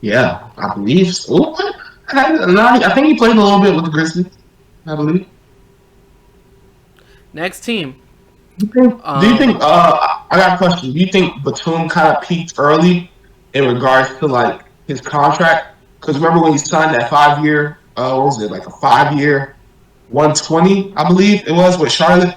So like, do you think he kind of like peaked early He did. in regards to like? He did. You think that's bad though? Is that bad or good? Would you say? That they peak Like, would you early. rather? Yeah. Yeah. Not in regards to like, I'm not even talking about skill. I'm just talking about like contract wise. Oh, contract wise, You know, he didn't like he peak got early. that 5. How old is Batum? Isn't Batum in his 30s already? Oh yeah, for sure. He's definitely in his 30s. So I don't think he necessarily peaked early in terms of contract. I think he got that contract right when like probably his peak age was. He's only 32 right now. Yeah, Literally. he's at the end of his prime. He probably got it right. He got that contract right Yeah. when he needed to get it. Yeah. So, all right. Yeah. Next team, the Hornets. They got Ish Smith on a 1 year and Kelly Oubre Jr. on a 2 year, $26 million. Ish Smith, very solid signing. He was great with the Wizards. You know, as their starting point guard or backed up to Russ. He can do either or. You know, Terry Rozier's out. You can plug in Ish Smith, or you need a guard to come off the bench. Ish Smith can be your guy. He's gonna play hard. The thing about Ish Smith, he's just gonna play hard all the time. You don't gotta worry about if he's gonna come ready to work because he's always gonna come ready to work, and that's why I love players like that.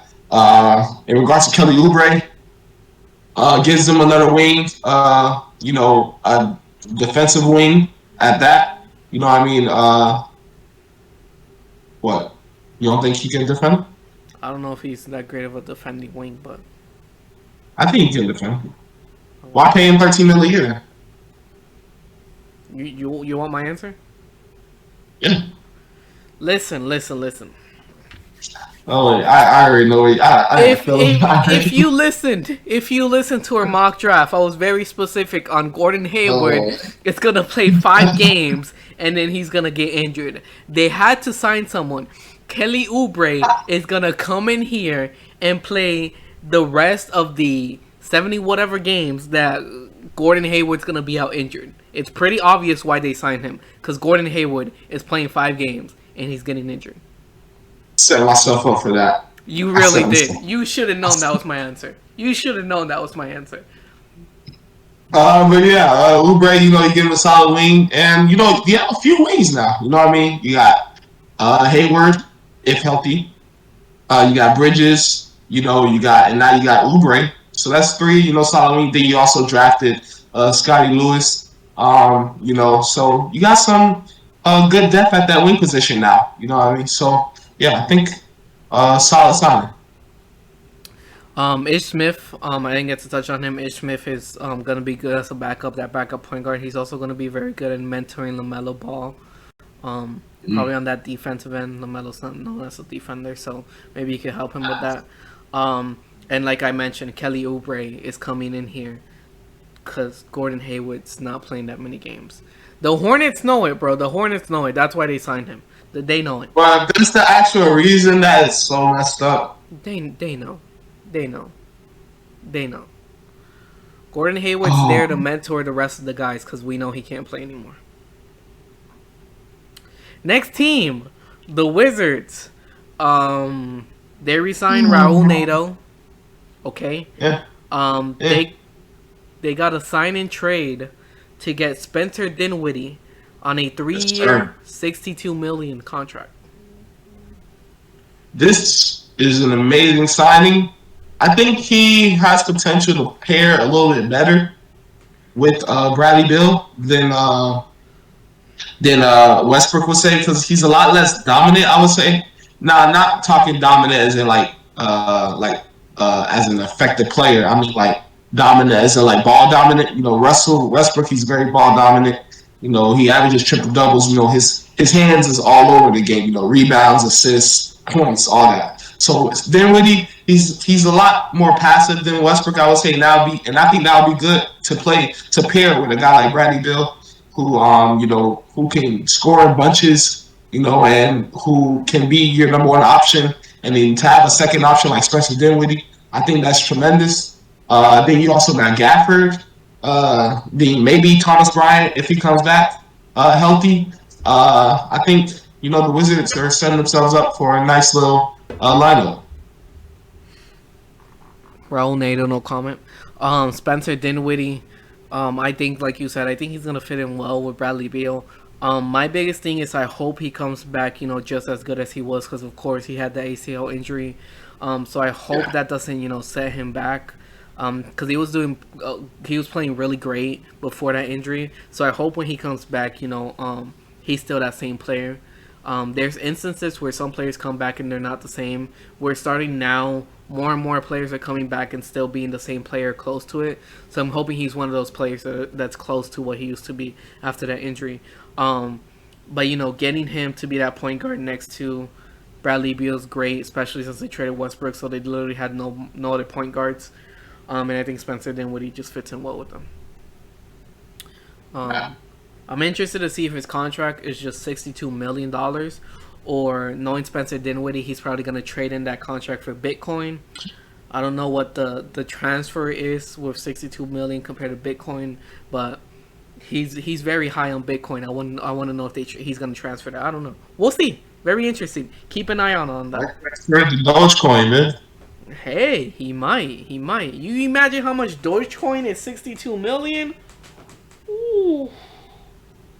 Boy. Dogecoin to the moon. Oh, man. Last team, or at least last team I have on my list, I don't know if I missed anybody, is the Boston Celtics. And it's Cantor. 1 year minimum. Cantor. Boston, they got Moses, they have Al, and then now they have Cantor. They have Robert Williams. Yeah, that's pretty much it. That's they don't have Moses anymore. That's 4 bit, huh? They don't have Moses. You said Moses Brown? They traded him. Really? To the Mavs. Yeah, he's on the Mavs now. Right, you're right. Okay, I'm tripping. Yeah, all right. So you have Al, Robert, and Cantor. So I'm curious to see how that's gonna play out. I guess Cantor is gonna be third string. I'm assuming he's gonna be a bench role. I know he's gonna come off the bench. I'm curious to see how Horford and Williams, if they're gonna play them together, or if they're gonna, because I know that Smart's probably gonna move to the point guard. So you have Smart, Brown, and Tatum. So maybe you pair Williams and Horford in the front court at the power forward and center. So maybe that'll work. But I think Cantor is just basically, just a center to come off the bench. Center, just in case Al gets injured or Al needs rest. You have somebody like Cantor to, fulfill that production. Yeah, rest. Yeah, they signed in as Cantor. There's nothing to talk about. The Celtics. Didn't do much. This man's still on the rest. I don't know what the Celtics are doing with some of the trades they did. I think I had mentioned before, Brad Stevens figured out how to do a trade and then he just went crazy. I don't know if he knows how to sign people to a contract yet, since he only signed Enes Kanter to a minimum. He might still need to learn how to do that. I guess they got a third string center. Maybe, a center to play when Horford has to rest, like Jeremiah said. Rest. Yeah, rest. That's it. Rest. That's all the teams I have. Bet. I think we went through literally all the signings. We went through all the signings. What was that, like 2 hours maybe? An hour and a half? That's like a 5 hour YouTube video. 10 hours?